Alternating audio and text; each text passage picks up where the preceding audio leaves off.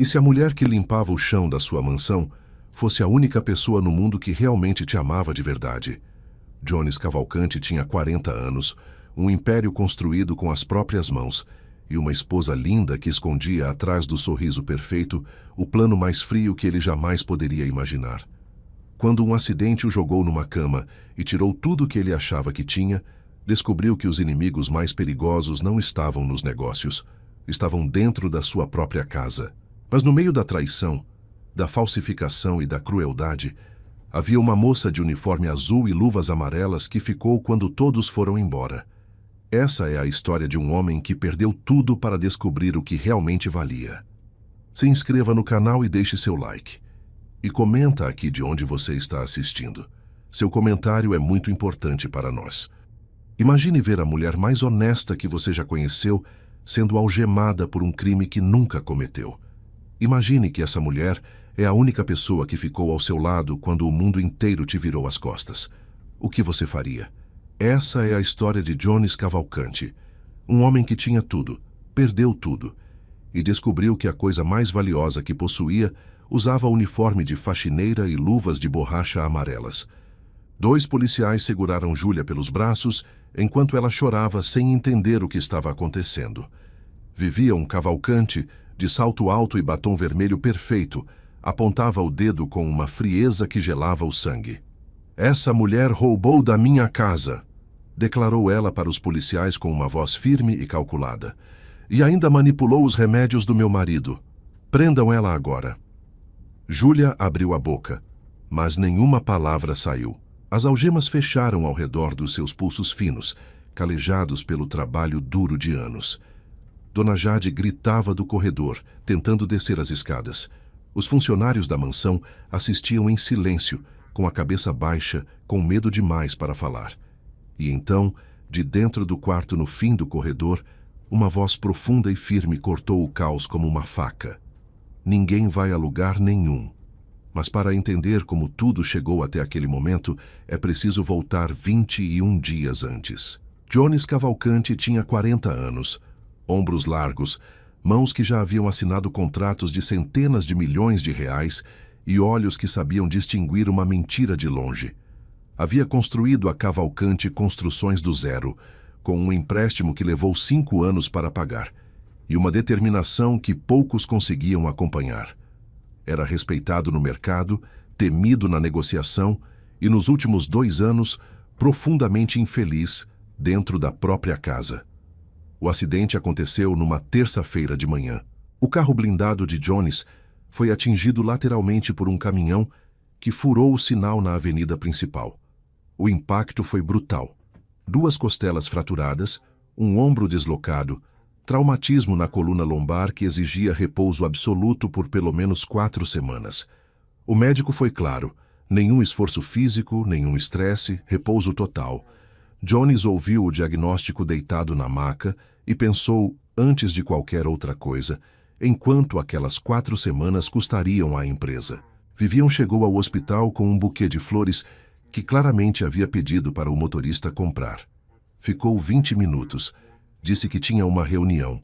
Deixou as flores na cadeira ao lado da cama e saiu com os saltos ecoando pelo corredor branco.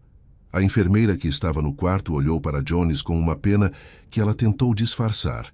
Ele fingiu não ver.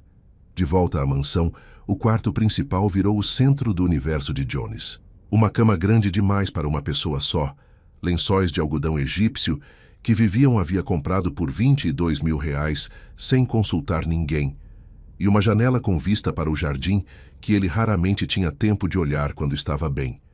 Agora tinha tempo demais. Foi na manhã do 2º dia que Jones viu Júlia pela primeira vez de verdade. Ela entrou no quarto com o carrinho de limpeza às 8 horas, bateu de leve na porta já aberta e disse com uma voz suave: "Com licença, senhor. Posso limpar?" Jones a observou. 30 anos, cabelos presos num coque apressado, uniforme azul passado com cuidado, luvas amarelas de borracha dobradas no bolso do avental. Havia uma leveza no jeito como ela se movia. Rápida, eficiente, discreta, como alguém acostumada a ocupar o menor espaço possível para não incomodar. "Pode", disse ele. Julia limpou o quarto em silêncio, contornando a cama com cuidado, sem fazer barulho desnecessário. Quando ia sair, Jones perguntou sem saber muito bem por quê. Você trabalha aqui há quanto tempo? Ela parou surpresa por ser perguntada. Há 2 anos, senhor. Ele assentiu.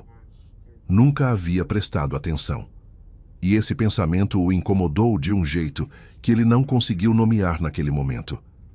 Vivian apareceu às 10 horas com o tablet na mão e um documento aberto na tela.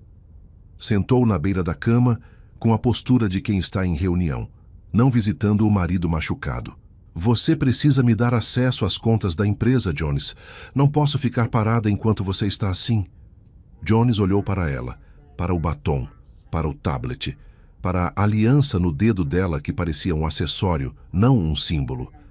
Não vou fazer isso, Vivian. Ela franziu a testa. Seja razoável. Já sou razoável. A resposta é não. Vivian saiu do quarto sem se despedir.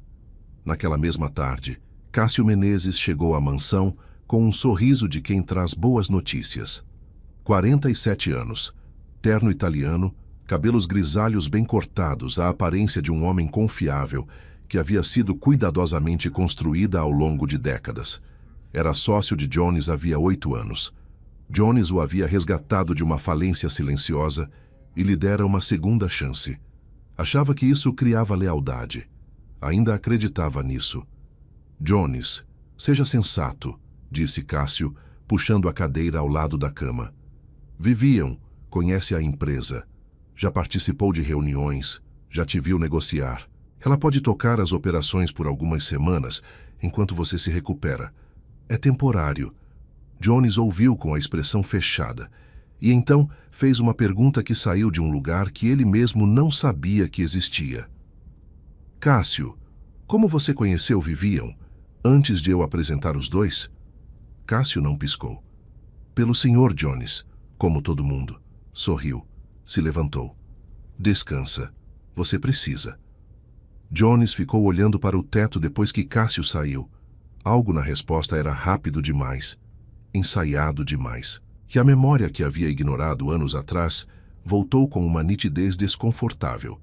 A primeira festa em que apresentou Vivian, o cumprimento entre ela e Cássio, familiar demais para ser de desconhecidos. Às 7 horas da noite, Julia voltou para deixar toalhas limpas. Encontrou Jones com o olhar fixo no teto e uma expressão de quem está carregando um peso invisível. Ela deixou as toalhas e ia sair quando ele disse, quase para si mesmo, Você acha que uma pessoa pode fingir amar alguém por anos? Julia parou. Virou devagar. Olhou para ele com uma seriedade que não era de empregada nem de patrão. Era de ser humano para ser humano. Acho que quem finge por anos, disse ela com cuidado, tem medo de alguma coisa maior do que o amor. Ou quer alguma coisa maior do que ele. Jones a olhou. Por um segundo longo, o quarto ficou em silêncio. Boa noite, Sr. Jones, disse ela. E saiu. Jones ficou olhando para a porta fechada. E pela primeira vez em muito tempo, não pensou na empresa. Os dias seguintes na mansão Cavalcante seguiram um ritmo estranho, como o de uma casa que respira fundo antes de explodir. Jones acordava cedo, antes de todos. Ficava deitado ouvindo os sons da mansão despertar. O barulho distante das panelas na cozinha, os passos apressados dos funcionários no corredor, o salto de Vivian batendo no mármore quando ela descia para o café que raramente tomava em paz. E então, invariavelmente, ouvia o carrinho de Julia rodando suave pelo corredor, seguido da batida discreta na porta. Com licença, senhor. Aquelas 3 palavras haviam se tornado a parte mais honesta do dia dele. As conversas foram crescendo de forma orgânica, como plantas que ninguém planta de propósito, mas que encontram luz sozinhas. No 4º dia, Julia arrumava os travesseiros quando Jones perguntou de onde ela era. Do interior do Maranhão, senhor. Uma cidade pequena que a maioria das pessoas não conhece. Ele disse que nunca havia estado no Maranhão. Ela riu baixinho. O senhor não perdeu muita coisa, não. Mas perdeu o céu de lá. À noite, dá para ver cada estrela separada. Na cidade grande, o céu é sempre cor de laranja. Jones ficou em silêncio por um momento. Faz quanto tempo que você não vê esse céu? Júlia pensou. 4 anos, disse sem dramatismo, como quem já havia feito as pazes com a saudade. Mas os olhos entregaram o que a voz escondia. No 5º dia, Jones dormia quando Júlia entrou para limpar. Ela se movia em silêncio absoluto e ele a observou pelos olhos semicerrados sem que ela soubesse. Viu Júlia parar perto da janela com o pano de limpeza na mão e olhar para o jardim por alguns segundos. Apenas alguns segundos de pausa num dia inteiro de trabalho. Então fechou os olhos, respirou fundo e voltou ao trabalho como se aquele momento nunca tivesse acontecido. Jones entendeu naquele instante que estava vendo uma pessoa que havia aprendido a guardar seus momentos de fragilidade com muita eficiência, e sentiu algo que não conseguia nomear, apertar no peito. Foi no 6º dia que Jones fez o teste. Pediu para Júlia deixar uma pasta de documentos sobre a mesa de cabeceira enquanto ele descansava. Quando ela foi buscar a pasta no escritório e voltou, ele fingiu estar dormindo. Júlia colocou a pasta com cuidado. Então viu o envelope que estava sobre a mesa. Grosso, aberto levemente, com notas visíveis dentro. 50 mil reais que Jones havia deixado ali de propósito, com um bilhete escrito à mão que dizia apenas, para quem precisar.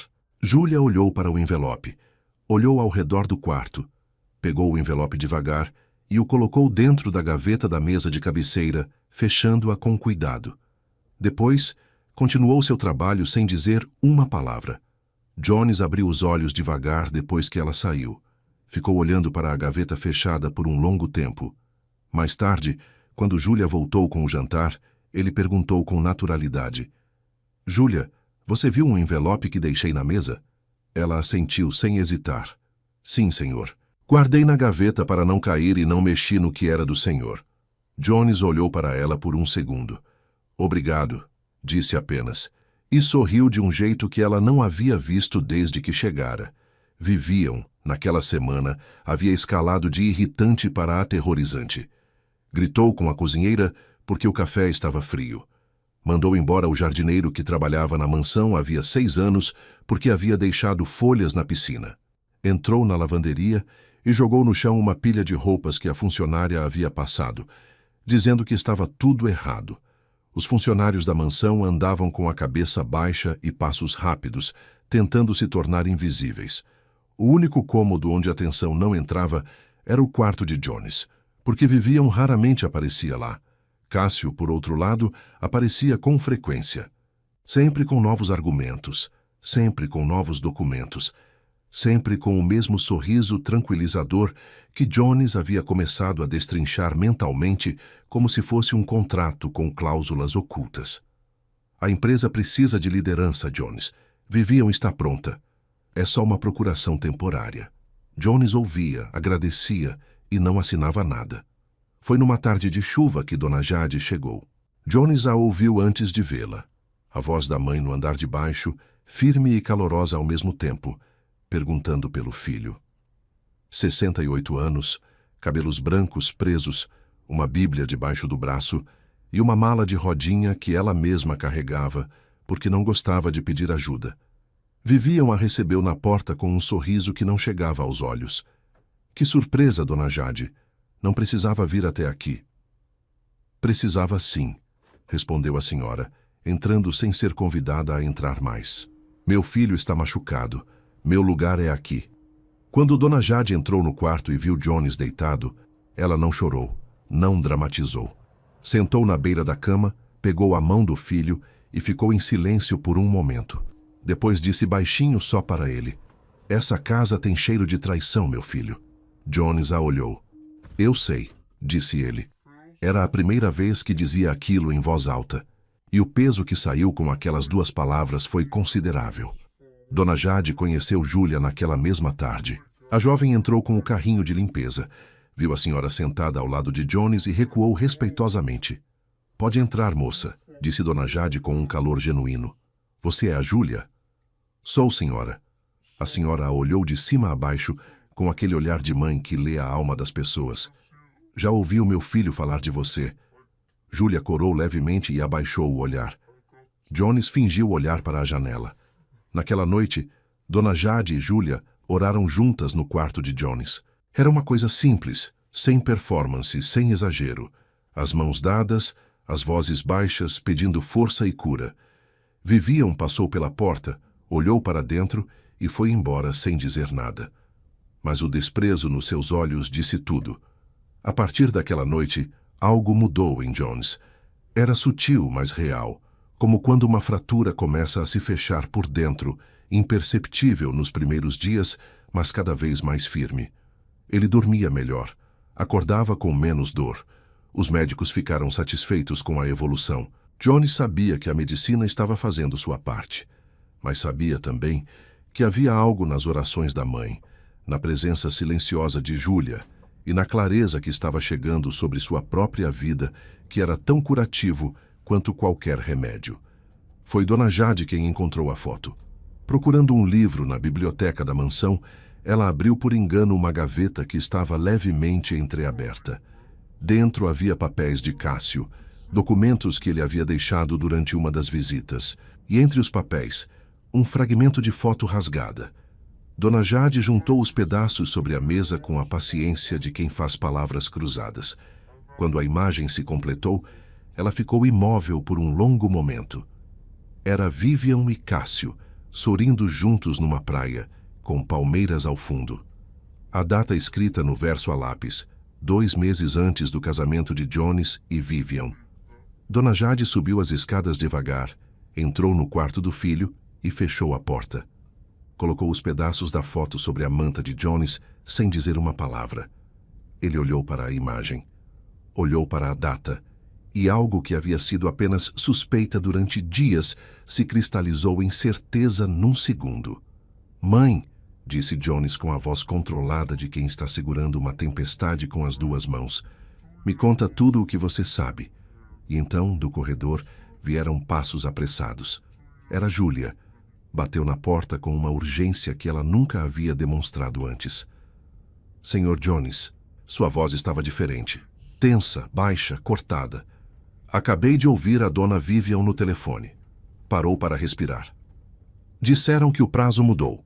Que o senhor tem 48 horas, não 72. Um juiz adiantou alguma audiência." Jones se sentou na cama bruscamente, ignorando a dor nas costelas. "Que prazo? Que audiência?" Júlia engoliu em seco. "Não sei explicar bem, senhor, mas falaram que se o senhor ficar mais 2 dias sem nomear representante, a lei deixa o Cássio assumir a empresa sem precisar de papel nenhum." O silêncio no quarto durou 3 segundos exatos. Dona Jade fechou os olhos e murmurou algo que parecia uma oração. Jones olhou para Júlia, depois para a foto rasgada sobre a manta, depois para as suas próprias mãos. 48 horas. 48 horas. Jones repetiu o número mentalmente, enquanto Júlia e Dona Jade o olhavam com uma mistura de medo e determinação. Era pouco tempo para um homem com 2 costelas fraturadas e uma coluna que ainda protestava a cada movimento brusco. Era tempo demais para deixar Vivian e Cássio agirem livremente dentro da sua própria casa. "Preciso de um telefone", disse Jones. "O meu sumiu do criado mudo depois que voltei do hospital." Dona Jade sacou o dela sem hesitar. Jones ligou para seu advogado, Dr. Renato, um homem de 60 anos que havia sido amigo do pai dele e que era uma das 3 pessoas no mundo em quem Jones confiava sem ressalvas. A ligação foi curta e direta.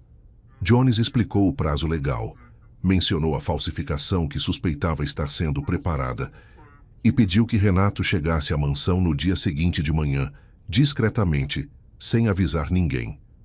Renato não fez perguntas desnecessárias. Disse apenas: "Estarei lá às 9 horas." Depois que desligou, Jones ficou em silêncio por um momento. Então olhou para Júlia, que estava parada perto da porta com as luvas amarelas na mão. "Você vai precisar ter muito cuidado a partir de agora", disse ele com uma seriedade que não era de patrão para funcionária. Era de aliado para aliado. "Vivian vai perceber que você sabe alguma coisa. Ela não vai deixar barato." Júlia assentiu com a cabeça, firme.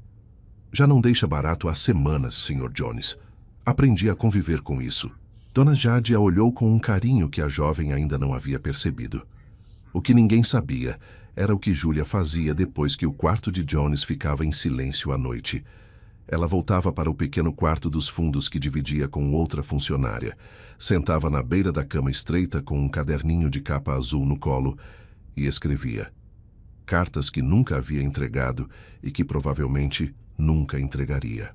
Palavras que não caberiam em nenhuma conversa de quarto de patrão, mas que precisavam ter algum lugar para ir. Senhor Jones, hoje o senhor sorriu quando falei do céu do Maranhão.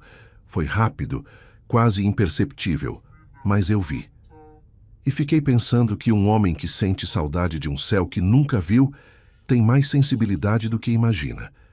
Rezo para que o senhor melhore. Não pelo emprego, pelo senhor mesmo. Ela fechava o caderninho, apagava a luz e dormia com a consciência de quem não devia nada a ninguém.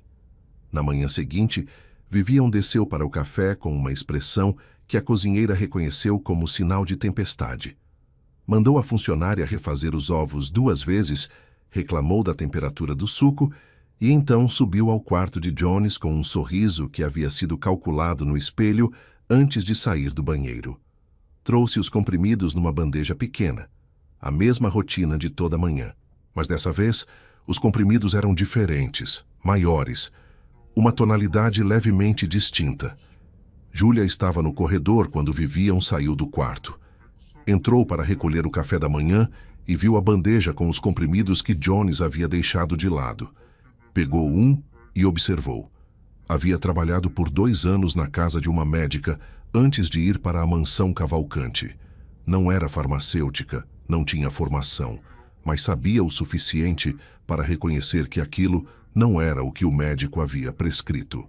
Guardou o comprimido no bolso do avental sem dizer nada na hora. Naquela tarde, quando Vivian foi ao salão de beleza e Cássio saiu para uma reunião que Jones não havia convocado, Júlia entrou no quarto com uma expressão que ela tentou manter neutra, mas não conseguiu completamente. Sentou na cadeira ao lado da cama e colocou o comprimido sobre a mesa de cabeceira. Senhor Jones, isso não é o que o doutor passou. Jones olhou para o comprimido. Depois para Júlia. Tenho certeza. Não total, admitiu ela com honestidade.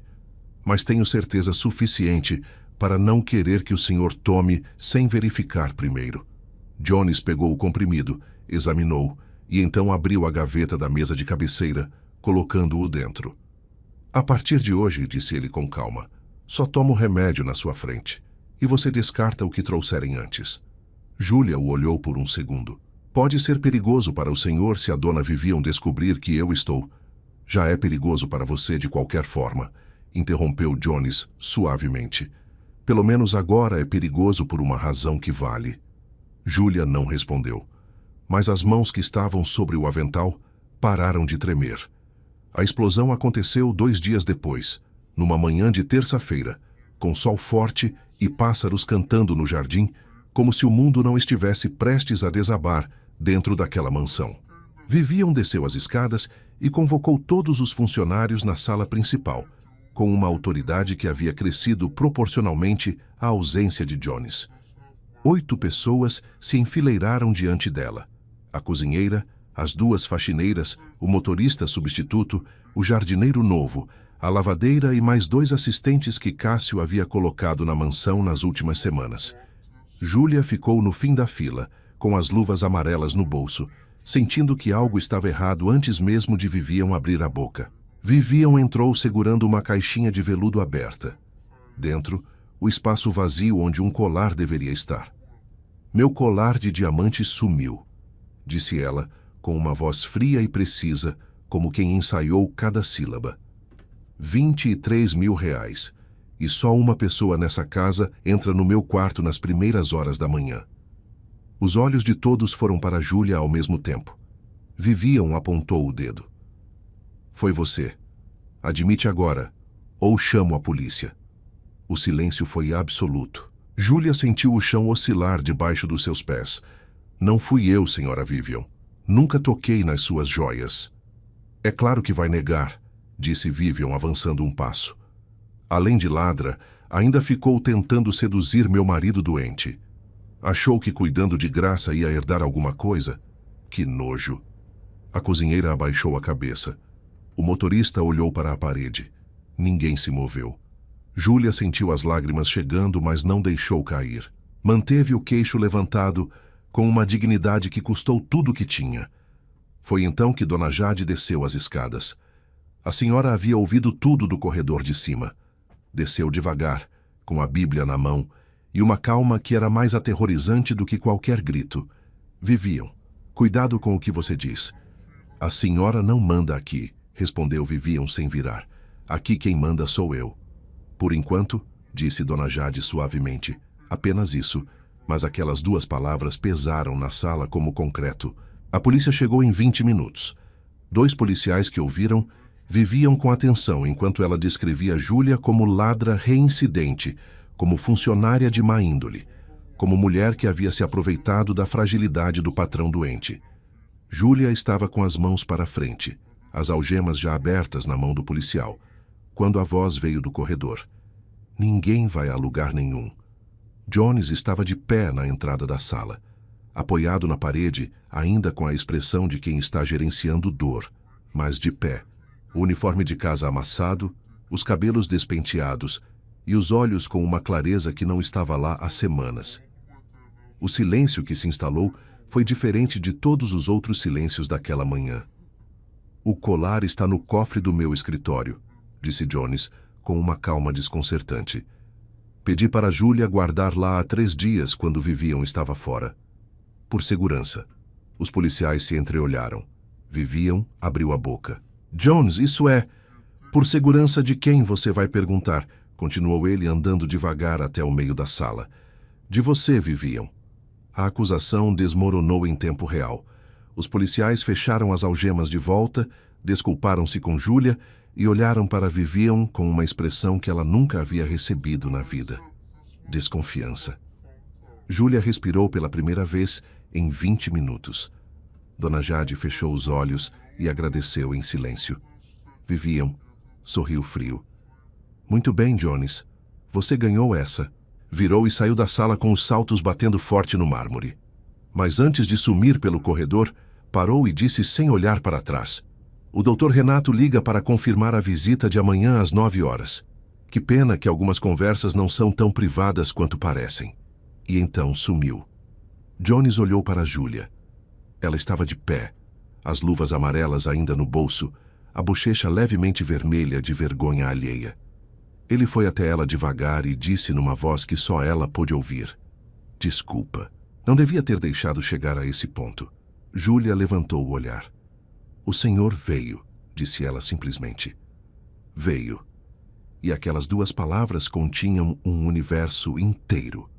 Dona Jade observava do canto da sala, com a Bíblia contra o peito e um sorriso que dizia que Deus estava, como sempre, trabalhando nos detalhes.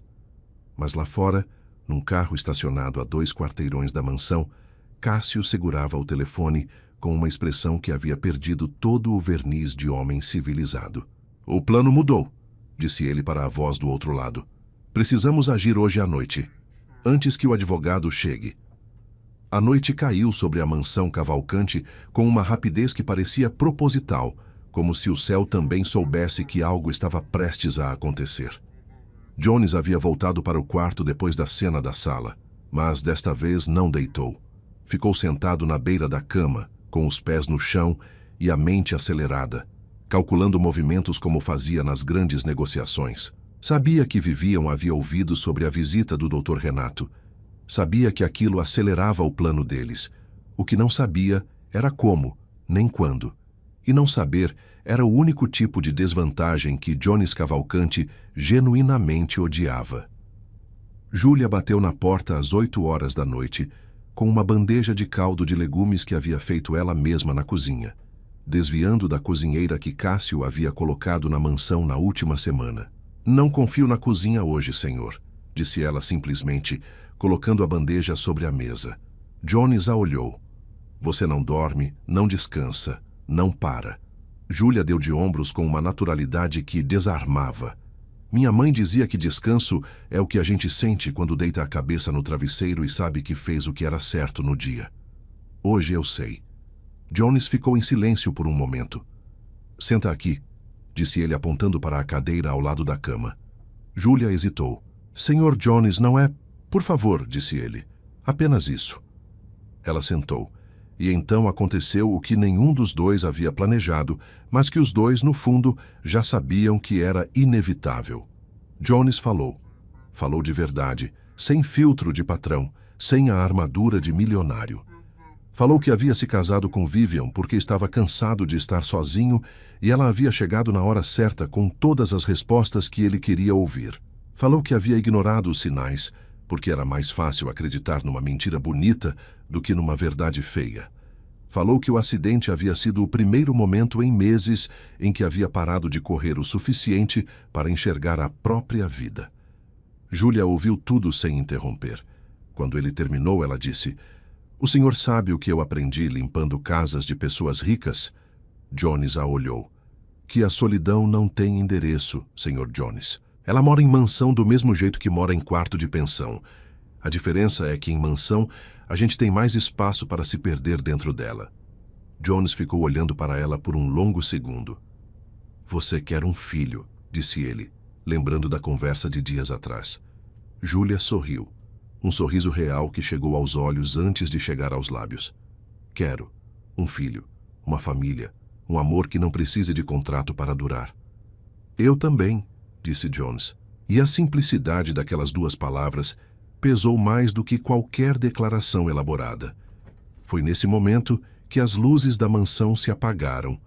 Não foi queda de energia. Jones reconheceu a diferença. O gerador deveria ter assumido em 3 segundos. Não assumiu. Alguém havia desligado o painel manualmente. Dona Jade bateu na porta no escuro, com a voz controlada, mas tensa. "Jones, tem gente no corredor que eu não reconheço." Jones se levantou da cama num movimento que ignorou completamente a dor nas costelas. "Quantos?" "2. Vieram com Cássio." Julia já estava de pé, instintivamente posicionada entre a porta e Jones. Cássio entrou no quarto com uma lanterna na mão e um homem ao lado que Jones nunca havia visto. Baixo, de óculos, com uma maleta preta que tinha o inconfundível aspecto de quem carrega documentos importantes. Atrás deles, Vivian, perfumada, como se aquilo fosse uma ocasião social.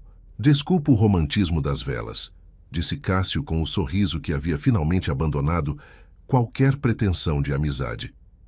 "Mas achei que um pouco de privacidade fosse bem-vindo. Sem câmeras, sem interfones, sem testemunhas inconvenientes." "Quem é esse homem?" perguntou Jones apontando para o desconhecido. "Tabelião", respondeu Cássio simplesmente. "Vamos resolver isso esta noite, Jones. O Dr. Renato chega amanhã às 9 horas. Nós chegamos esta noite." Vivian se aproximou com um documento na mão, a caneta dourada já destampada. "É simples, meu bem. Assina aqui, transferes o controle societário para mim enquanto você se recupera, e todo mundo vai dormir em paz." Jones não olhou para o documento. Olhou para Cássio. "Quanto ela te prometeu?" Cássio não respondeu. 30%? Continuou Jones com uma calma que desconcertava. 40%? Vocês se conhecem há quanto tempo, afinal? O silêncio que se seguiu durou 2 segundos. "Foi suficiente. Desde antes de você existir na minha vida", disse Vivian, e pela primeira vez naquelas semanas, a máscara caiu completamente. Não havia mais sorriso calculado, não havia mais doçura venenosa. Havia apenas a mulher real embaixo de tudo aquilo, fria, cansada de fingir e sem mais razão para continuar. "Cássio me encontrou quando eu tinha 26 anos, sem dinheiro, sem perspectiva, com uma história que você nunca vai ouvir porque não merece." Olhou para Jones sem remorso. "Você era o alvo certo. Rico, solitário, carente o suficiente para acreditar que uma mulher como eu poderia te escolher por amor." Jones absorveu aquilo com uma expressão que não era de dor. Era de confirmação. "Eu sei", disse ele. Vivian franziu a testa. Cássio parou de sorrir. Jones abriu a gaveta da mesa de cabeceira e retirou o telefone de Dona Jade, que estava gravando desde que as luzes apagaram. "A senhora começou a gravar quando ouviu os passos no corredor", disse ele para a mãe, que assentiu no escuro com uma serenidade absoluta. Jones então ligou a lanterna do telefone, iluminando a sala, e disse para Cássio com uma voz que havia recuperado toda a autoridade dos 40 anos, de um homem que construiu um império. O Dr. Renato não chega amanhã às 9 horas. Ele chegou a 1 hora. Está na sala de reuniões do 2º andar com um perito grafotécnico e 2 documentos que vocês assinaram no meu nome durante a semana em que me mantiveram sedado. Cássio recuou um passo. O tabelião apertou a maleta. Os remédios manipulados que Júlia descartou foram analisados ontem por um laboratório particular que o Dr. Renato contratou, continuou Jones. O resultado confirmou sedativo em dose 4 vezes acima do prescrito. Isso tem nome no Código Penal. Virou para Vivian com um olhar que não tinha mais raiva. Tinha apenas a clareza absoluta de quem finalmente vê o tabuleiro completo. E os e-mails entre vocês dois, planejando cada etapa disso desde antes do nosso casamento, estão impressos e protocolados desde as 6 horas desta tarde. Vivian abriu a boca, fechou. Olhou para Cássio. Cássio olhou para a porta. 4 seguranças da empresa, os originais leais a Jones desde a fundação, que o Dr. Renato havia recontratado discretamente naquela tarde, estavam parados no corredor quando Cássio tentou sair. A luz voltou. O gerador havia sido religado pelo motorista de confiança que Renato havia colocado no painel 30 minutos antes. Johnny se levantou completamente. Sua altura preencheu o quarto de um jeito que a cadeira de rodas e as semanas de cama haviam escondido. Olhou para Vivian uma última vez. Não com ódio, não com amor, mas com a impessoalidade de quem fecha um contrato mal negociado e segue em frente. Acabou, Vivian. Júlia estava parada ao lado de Dona Jade, as mãos entrelaçadas com as da senhora, sem que nenhuma das duas houvesse percebido quando isso havia acontecido. Quando Jones virou na direção delas, Júlia viu nos olhos dele algo que não estava lá quando tudo começou. Não a força do milionário, não a firmeza do empresário. Estava a leveza de um homem que havia colocado no chão um peso que carregava há anos. Dona Jade soltou a mão de Júlia, deu um passo à frente e abraçou o filho. Jones a abraçou de volta com os 2 braços, ignorando completamente as costelas. Fechou os olhos, respirou. E por cima do ombro da mãe, os seus olhos encontraram os de Júlia, que estava parada com as luvas amarelas na mão, o rímel discreto, levemente borrado, tentando sorrir e conseguindo apenas em parte. Jones sorriu de volta, inteiro. A manhã seguinte chegou com uma luz diferente sobre a mansão Cavalcante. Não era uma luz nova. Era a mesma luz de sempre, o mesmo sol entrando pelas mesmas janelas. Mas quando a falsidade sai de um lugar, até a luz parece respirar melhor. Vivian e Cássio foram conduzidos pelos seguranças até 2 carros que aguardavam na entrada da mansão às 6 horas da manhã. Vivian saiu sem dizer uma palavra. O casaco de grife sobre os ombros, os saltos que haviam ecoado por semanas no mármore daquela casa, fazendo seu último barulho naquele corredor. Cássio saiu com a cabeça baixa. O homem que havia passado anos construindo a aparência de confiável, desmoronando em silêncio, sem audiência, sem drama.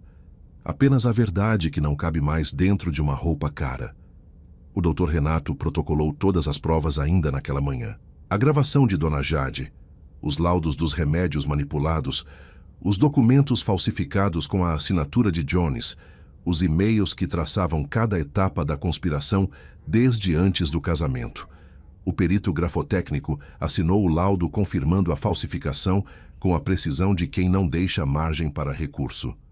O processo foi rápido, porque as provas eram sólidas demais para qualquer defesa criativa funcionar. Vivian foi condenada a 15 anos por falsificação de documentos, estelionato societário, administração fraudulenta e tentativa de lesão corporal pelo uso dos sedativos manipulados. Cássio recebeu 12 anos como arquiteto do esquema, com agravante por abuso de confiança societária. A empresa de fachada que os dois haviam criado 8 anos antes foi liquidada, e todos os valores desviados da Cavalcante Construções ao longo dos anos foram integralmente restituídos. No dia da sentença, Jones estava sentado no escritório da empresa, de terno, na cadeira que havia sido dele desde o primeiro dia, assinando documentos reais com a própria assinatura. O Dr. Renato colocou a última folha sobre a mesa e disse: "Está tudo resolvido, Jones." Jones assinou, colocou a caneta na mesa e ficou em silêncio por um momento. 8 anos, disse ele. 8 anos trabalhando ao lado de um homem que eu nunca conheci de verdade. Renato o olhou com a sabedoria de quem viveu o suficiente para saber que algumas respostas não existem. Você conheceu o homem que ele escolheu ser na sua frente. A culpa pelo engano é dele, não sua. Jones assentiu, pegou a caneta de volta e seguiu em frente. A recuperação física foi completa em 3 semanas após a noite do confronto. Os médicos ficaram impressionados com a evolução. Disseram que a melhora havia acelerado de forma notável na última fase. Jones sorriu e não explicou que acordar todo dia com um propósito claro cura mais rápido do que qualquer medicamento. Dona Jade ficou na mansão por mais um mês. Passava as manhãs no jardim com a Bíblia, as tardes ajudando na cozinha e as noites observando o filho com aquele olhar de mãe que não precisa de palavras para dizer que está feliz. Antes de ir embora, chamou Júlia para uma conversa na varanda. Era uma tarde de sol suave, com o vento movendo levemente as árvores do jardim. Dona Jade pegou as mãos de Júlia nas suas, as mãos calejadas da jovem dentro das mãos enrugadas da senhora, e ficou em silêncio por um momento, como quem escolhe as palavras com cuidado porque sabe que vão durar. "Você salvou meu filho", disse ela finalmente. "Não com dinheiro, não com estratégia, com lealdade, com presença, com oração." Fez uma pausa. "Isso não tem preço, Júlia, e quem tem olhos para ver, vê." Júlia tentou responder e não conseguiu. As lágrimas chegaram antes das palavras. Dona Jade a abraçou com a força de quem abraça uma filha. Quando se afastou, disse com um sorriso: "Ele vai demorar para falar. Homem orgulhoso demora, mas ele vai falar. Pode esperar." Júlia riu entre as lágrimas. "Eu sei esperar, Dona Jade. Aprendi cedo." Jones demorou exatamente 4 dias. Foi numa tarde de sexta-feira. Júlia estava no jardim, regando as plantas que o jardineiro havia plantado na semana anterior, com as luvas amarelas nas mãos e o cabelo preso no coque de sempre. Jones saiu pela porta lateral da mansão, de calça e camisa simples, sem terno, sem armadura de milionário. Ficou parado observando ela por um momento. A leveza dos movimentos, a concentração no que estava fazendo, a total ausência de performance. Júlia, que nunca agia para ser vista. Júlia, que era a mesma pessoa quando ninguém estava olhando. "Júlia." Ela virou. Viu a expressão dele e parou de regar. Jones caminhou até ela devagar, parou a um passo de distância e disse sem preâmbulo, sem elaboração, com a direteza de um homem que havia aprendido que a vida é curta demais para rodeios: "Você ficou ao meu lado quando eu não valia nada para você. Quando era só um homem acamado que não podia te oferecer proteção, nem futuro, nem segurança nenhuma. Ficou porque era quem você é." Pausa. "Agora que tenho tudo de volta, não quero nada disso sem você ao lado." Júlia o olhou, as luvas amarelas ainda nas mãos, o sol da tarde pegando no rosto dela de um jeito que Jones guardou na memória para sempre. "Senhor Jones", disse ela com uma voz que estava tentando ser firme e não estava conseguindo. "Eu sou a faxineira." Jones deu o último passo que faltava. "Era", disse ele, e repetiu mais suave. "Era."